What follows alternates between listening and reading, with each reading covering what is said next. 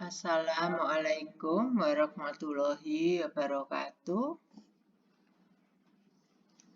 Sekarang saya akan melanjutkan penjelasan tentang syarat membuat rumusan masalah. Jadi kalau terdahulu saya sudah menjelaskan bagaimana cara membuat judul. Nah, salah satu poin penting adalah bahwa judul yang baik itu, ya, atau tema judul yang baik itu, baik, benar, harus sudah terkandung masalah yang nantinya dapat dilahirkan di dalam rumusan masalah.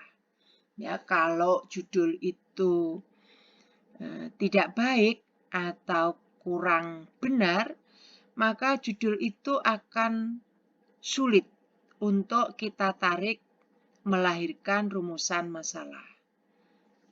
Nah, oleh karena itu, saya sering memberikan tip ya atau rumusan sederhana yang memudahkan pemahaman mahasiswa.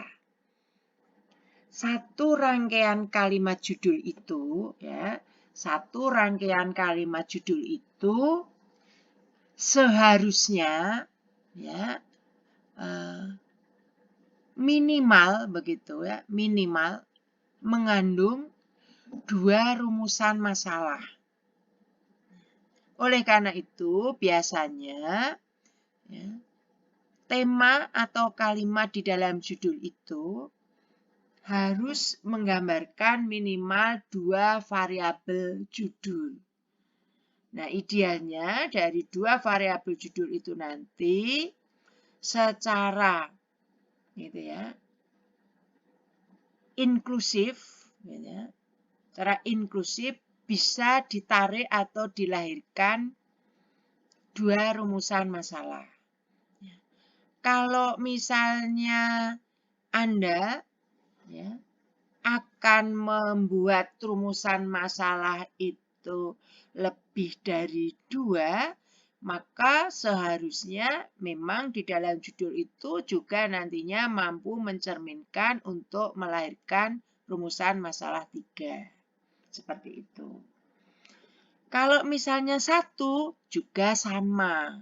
Di dalam judul itu harus mencerminkan rumusan masalah yang akan lahir itu hanya 1. Nah, di dalam pembuatan, ya, apakah itu skripsi, tesis misalnya, atau penelitian-penelitian pada umumnya, saya lebih menyarankan cukup 2 saja. Ya, cukup 2 saja.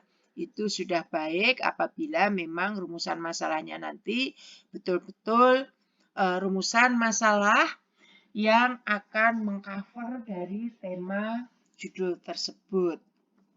Itu. Oleh karena itu, sebenarnya untuk memudahkan para mahasiswa dan para peneliti, saya biasanya mengumpamakan bahwa di dalam judul kalau mengandung 2 variabel itu saya ibaratkan sebagai ayah dan ibu. Ya, ayah dan ibu. Ya, ayah ibu menikah. Jadi variabel 1, variabel 2 itu harus memiliki korelasi. Nah, kemudian ayah ibu menikah melahirkan anak. Nah, anak itulah yang saya umpamakan sebagai rumusan masalah. Ya. Ini hanya pemahaman teori jembatan penghafal ya atau jembatan keledai seperti itu. Nah, selanjutnya ya ketika judul Anda sudah benar ya sudah memenuhi rumusan atau teori yang saya berikan di dalam rekaman saya terdahulu, maka di sini saya akan memberikan tentang syarat membuat rumusan masalah. Jadi membuat rumusan masalah itu ada syaratnya, ada teorinya, ya, tidak asal gitu ya. asal atau mencoba-coba.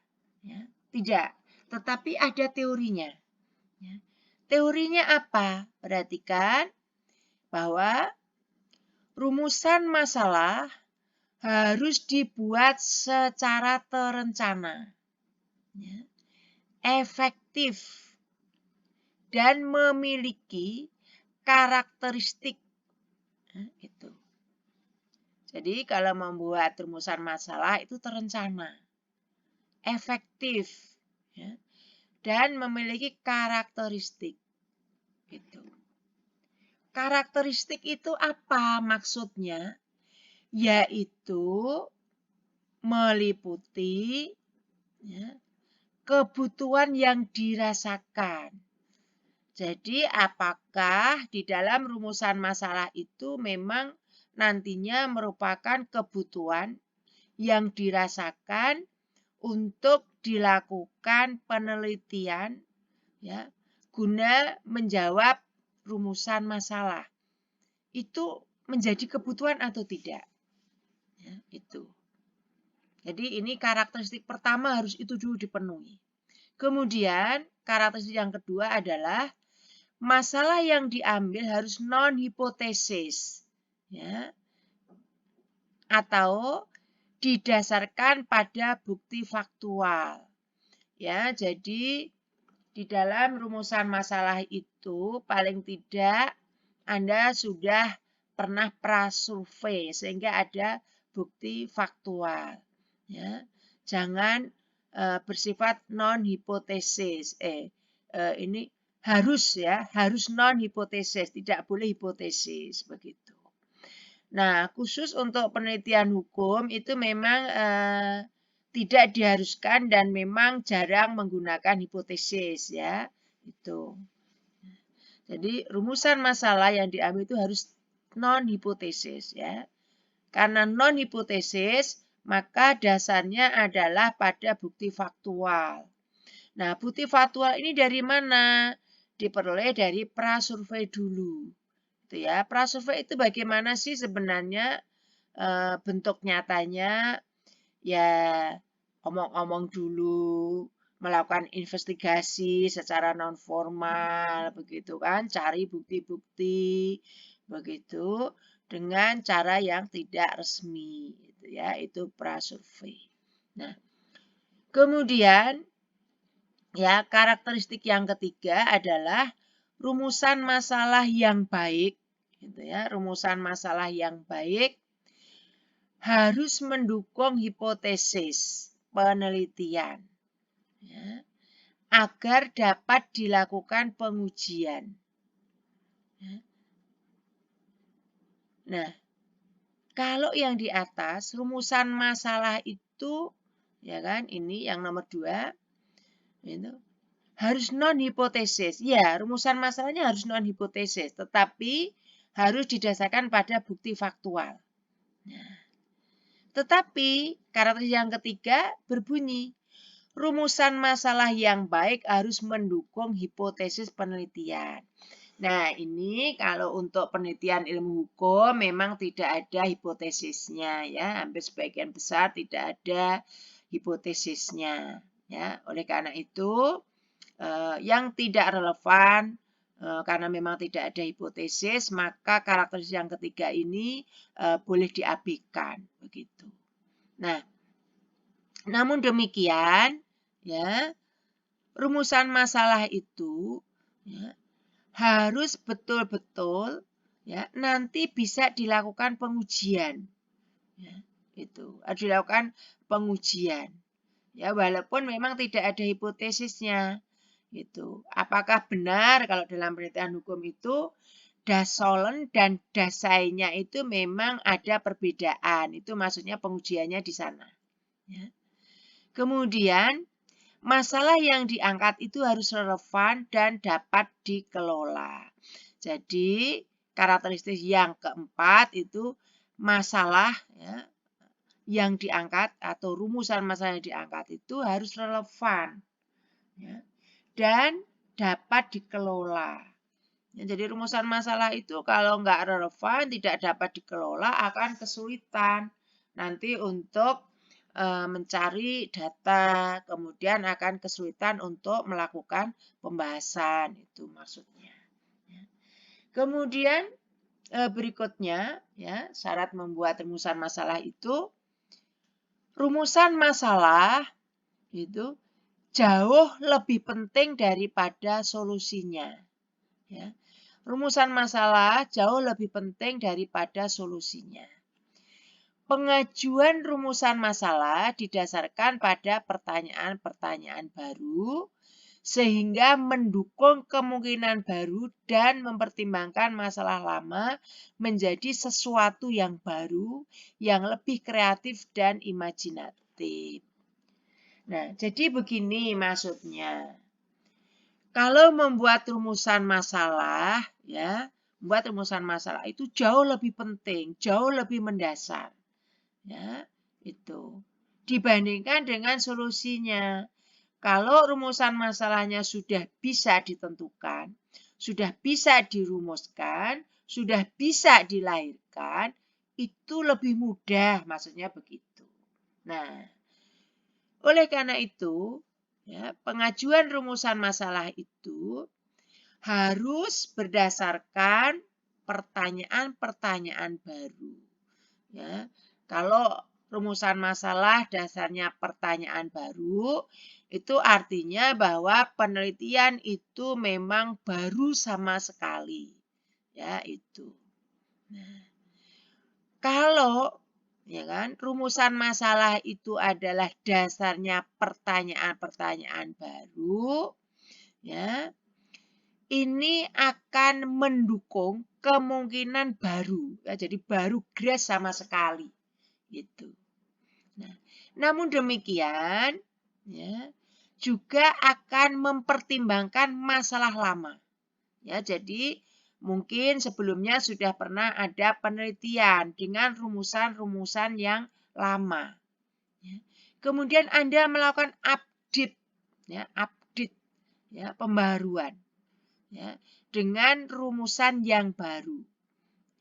Nah, pembaruan itu bisa karena kreatif, gitu ya. Bisa juga karena imajinatif, itu ya. Tetapi maksudnya imajinatif ini bukan berarti tidak berdasarkan fakta, ya. Jadi ketika merumuskan masalah itu kan pemikiran, ya, mendasar, snowball gitu kan. Saya akan meneliti tentang tema ini, judulnya ini, nanti rumusannya ini.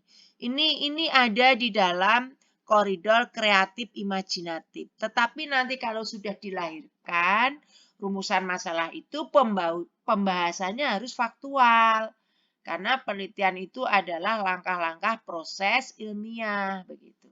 Tetapi ketika masih ada dalam ide akan merumuskan rumusan masalah, ini ada di dalam koridor atau ranah kreatif dan imajinatif. Maksudnya seperti itu, ya.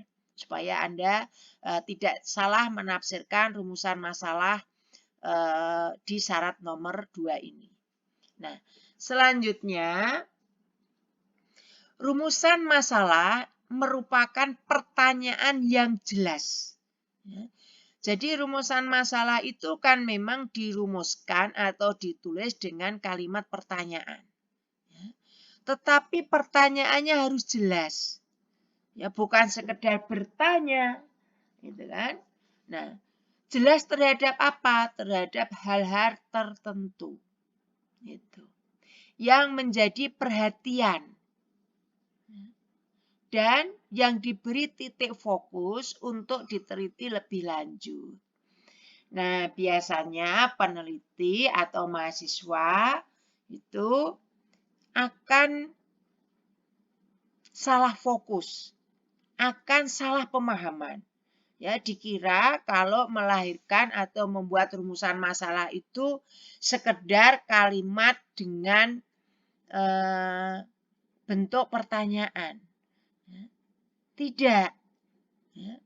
Kalau kalimat dengan bentuk pertanyaan itu seperti soal-soal di dalam UTS, UAS itu kalimat dalam bentuk pertanyaan. Tapi itu belum tentu rumusan masalah. Ini yang harus diperhatikan. Rumusan masalah itu memang ya, bentuknya kalimat pertanyaan. Tetapi bukan kalimat pertanyaan biasa. Ya, melainkan kalimat pertanyaan yang mengandung persoalan.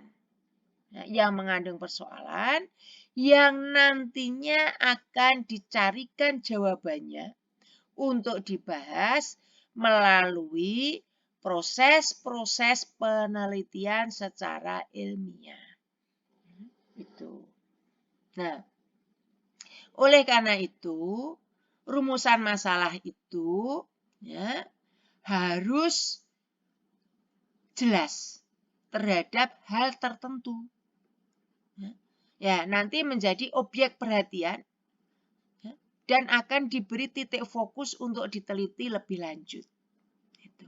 Nah, rumusan masalah yang diangkat itu harus menawarkan solusi. Ya, karena rumusan masalah itu kan memang mengandung persoalan. Ya. Nah, ini harus ada solusi. Solusinya nanti di mana? Di dalam pembahasan. Ya. Pembahasan itu nanti dasarnya adalah dari data penelitian. Ya. Kalau dalam ilmu hukum, ya, apakah itu bersifat doktrinal, non-doktrinal, yuridis normatif, atau yuridis sosiologis, yaitu data. Dari data itu ditawarkan solusi. Ya, karena tadi ada masalah kan, nah, diatasi dengan solusi. Dan hal yang jelas serta luas untuk dibahas.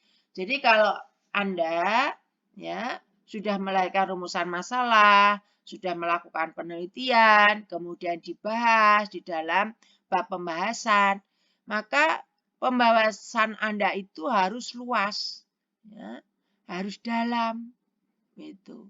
Harus melakukan eksplorasi, ya. Supaya apa? Supaya tahu duduk persoalan. Ya, supaya Anda bisa menawarkan solusi. Nah, itu maksudnya seperti itu. Nah, kemudian syarat membuat rumusan masalah yang berikutnya adalah, atau yang keempat, rumusan masalah adalah merupakan suatu pertanyaan. Ya. Jadi rumusan masalah itu bentuknya adalah kalimat pertanyaan, ya, dan juga merupakan pertanyaan. Jadi bentuk fisiknya itu kalimat pertanyaan, tetapi kontennya juga mengandung pertanyaan. Gitu. Yang mencari sebuah jawaban, ya, yang mencari sebuah jawaban, tetapi jawabannya itu lewat pengumpulan data dalam penelitian. Ya, itu. Jadi bukan sekedar jawaban biasa. Kalau jawaban biasa tidak melalui pengumpulan data penelitian, itu yang tadi saya sebutkan adalah kalimat pertanyaan di dalam soal UTS dan UAS. Gitu. Atau kalimat pertanyaan dikala Anda bergaul dengan teman-teman Anda. Itu dijawab saja bisa tanpa melalui proses pengumpulan data dalam penelitian. Nah, pengumpulan data dalam penelitian ini dapat dilakukan berdasarkan tingkat eksplanasi. Ya. Tingkat eksplanasi itu bagaimana urut-urutannya ya. Silakan Anda pelajari. Ya, ada di dalam pemahaman teks eksplanasi itu seperti apa. Ya. Itu jadi melakukan urut-urutan secara sistematis gitu ya, dari mulai yang sederhana sampai dengan yang rumit seperti itu ya.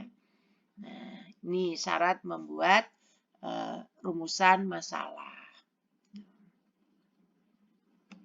Ya. Berikutnya adalah cara membuat rumusan masalah. Kalau tadi syarat ya.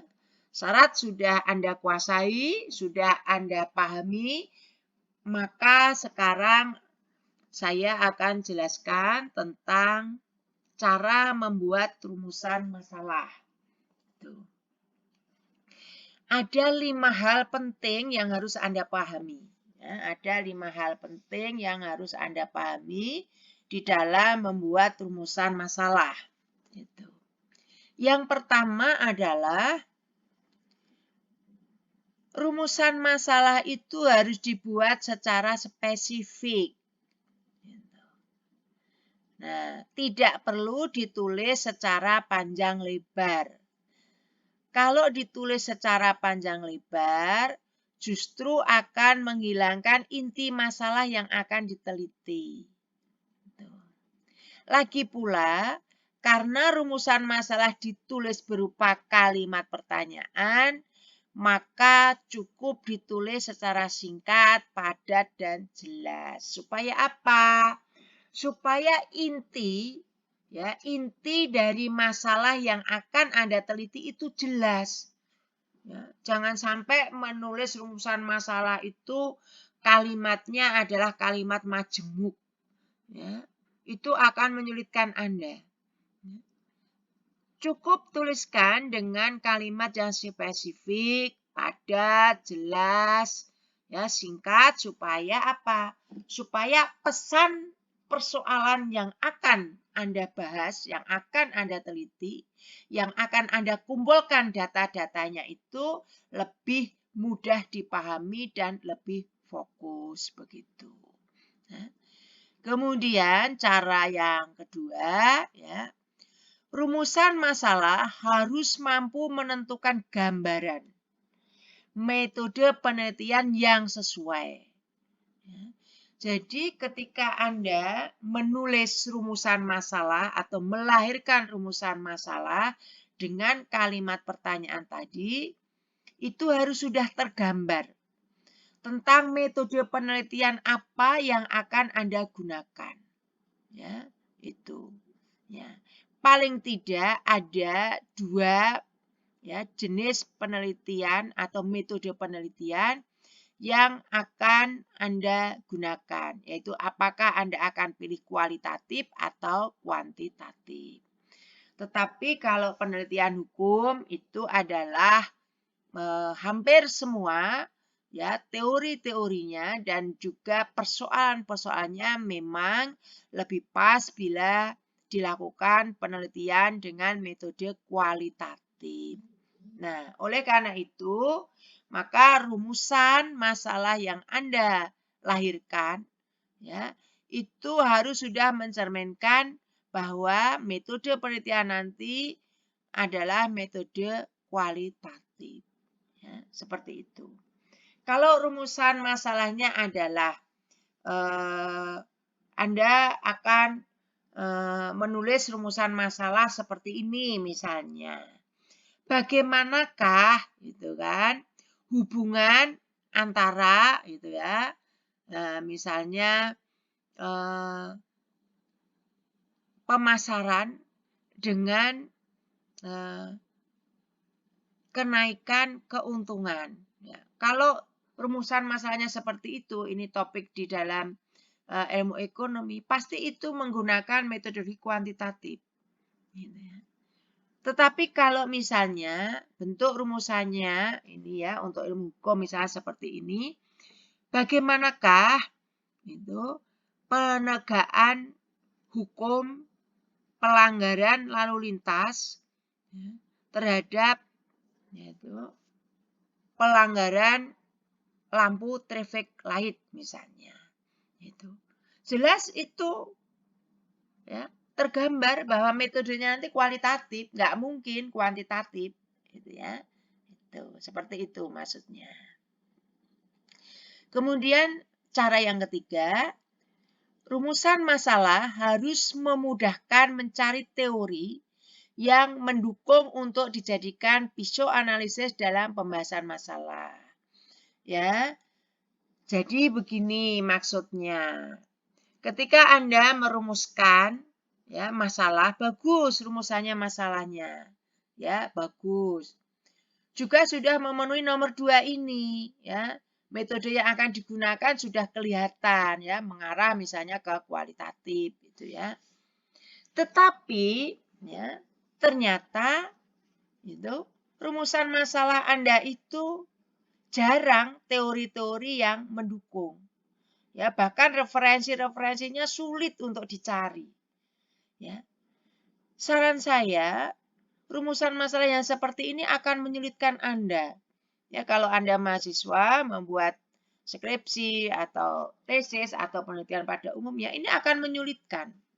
Ya, nanti efeknya proposal akan jadi, nanti akan berhenti hanya ada di rumusan masalah. Jadi nanti judul selesai, perusahaan latar belakang selesai, kemudian rumusan masalah sudah bisa dilahirkan, mau masuk kajian pustaka, itu berhenti. Ya. Waduh, sulit ini Bu, saya mencari teori-teori, mencari referensi terkait ini. Nah, artinya apa? Sia-sia langkah Anda sebelumnya. Ya, judulnya sudah bagus, begitu kan? Kemudian rumusan masalahnya oke, ternyata ini. Ya. Rumusan masalah yang oke itu ternyata untuk mencari teori-teorinya susah. Belum banyak referensinya. Belum banyak yang namanya penelitian-penelitian terkait. Ya.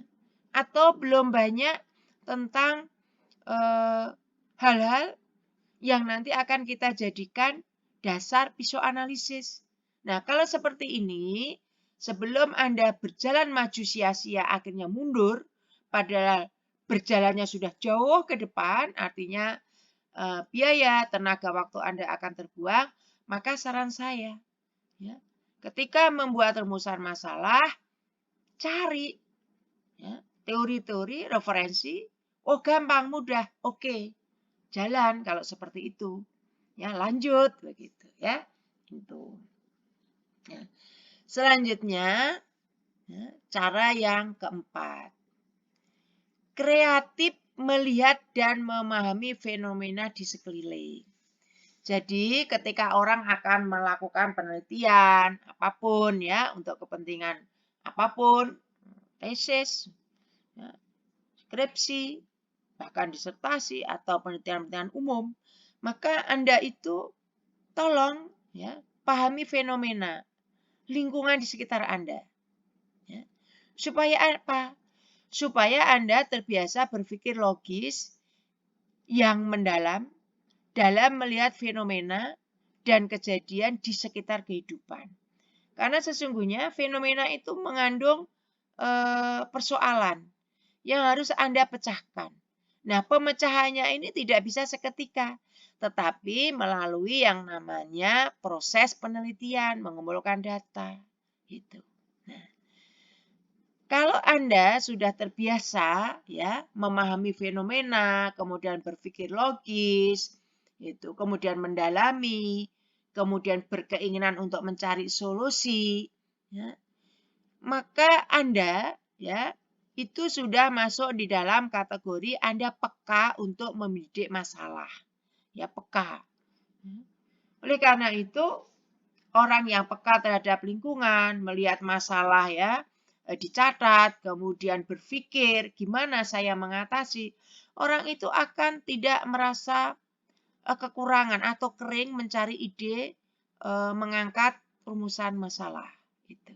Nah, cara yang terakhir ya ada rumus yang saya berikan, yang ini merupakan teori yang sudah diuji kebenarannya oleh penemu teori ini, yaitu dengan menggunakan 5W plus 1H. Gitu ya. Nah, 5W itu apa saja? Ya. Nah, ini tidak harus urut ya W-nya, ya. Terserah tergantung dari nanti rumusan masalah, tema masalah, dan tergantung dari judul Anda. Ya. Itu. Tidak harus urut dan juga sebenarnya tidak harus semuanya akumulatif ya. Karena kalau memang hanya misalnya 4W sudah bisa, ya tidak masalah gitu. Nah, W yang pertama adalah when, ya, kapan. Ya, gitu. Kemudian yang kedua, W kedua ada where, di mana, gitu kan. Kemudian yang ketiga ada who, siapa. Kemudian yang keempat ada what, apa. Kemudian why, bagaimana. Gitu kan. Kemudian ditambah H yang satu how. Ya, how. Ya, bagaimana. Nah, dalam penelitian itu tadi saya katakan tidak harus memenuhi semua unsur ini, ya. Ya, apa yang menyebabkan, mengapa, bagaimana, ya, dari 3 saja ini sudah bisa, gitu ya. Misalnya kapan, where, siapa, ini juga boleh, nanti tergantung dari tema penelitiannya. Ya, ini boleh. Memenuhi semuanya juga boleh, tetapi tidak semuanya juga boleh. Nah, rumus ya 5W plus 1H ini merupakan rumus standar metode analisis masalah. Ya. Jadi ini adalah rumus dari standar metode analisis masalah. Jadi kalau Anda melakukan analisis masalah, itu standarnya harus ada ini. Anda harus bertanya when, kapan. Gitu kan? Where, di mana, where. Who, siapa. What, apa. Why, mengapa.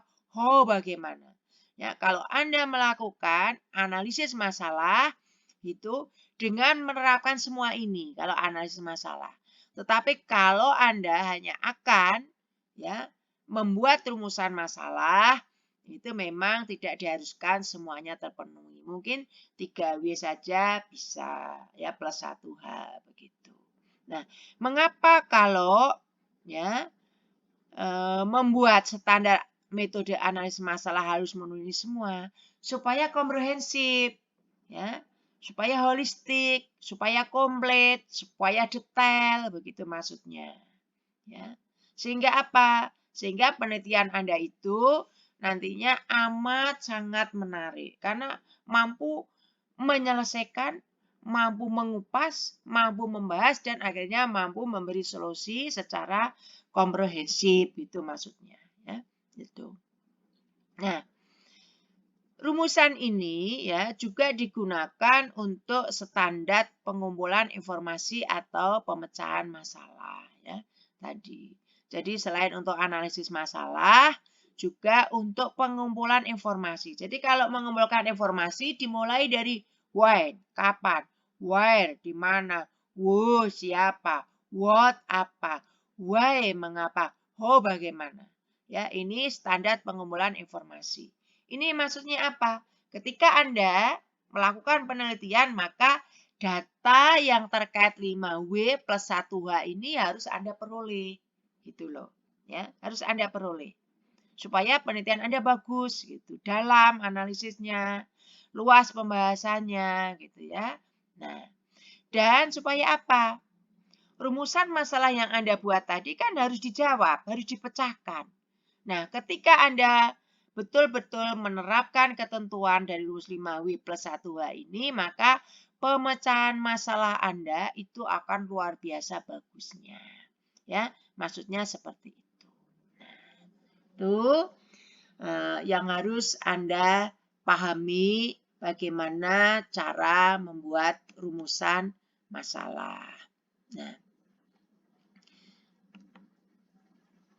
sekarang ya, kalau Anda ya pada penjelasan saya terdahulu sudah bisa membuat judul yang baik dengan rumusan kriteria.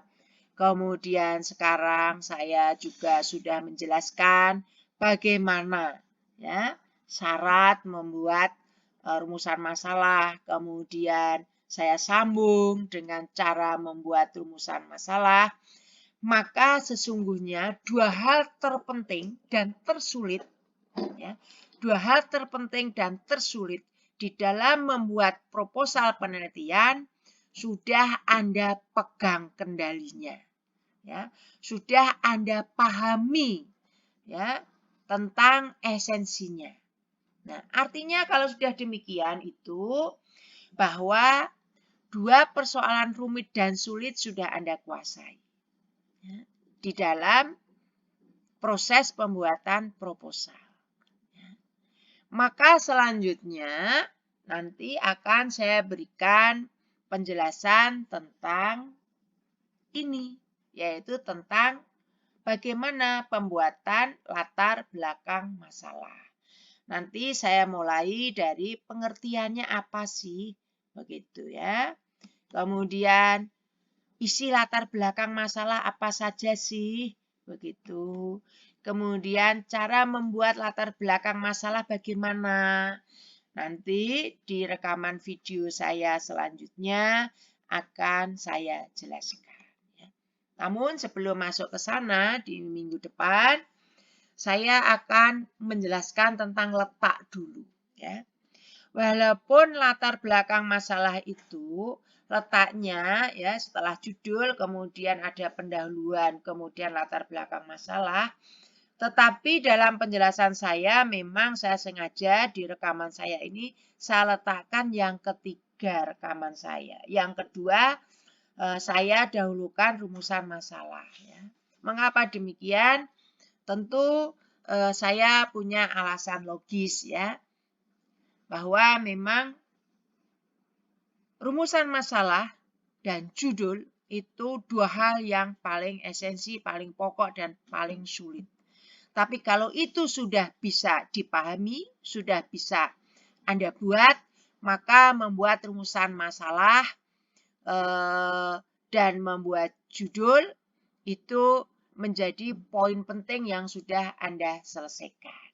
Maka berikutnya nanti Anda hanya tinggal yang namanya membuat latar belakang masalah. Itu. Ya.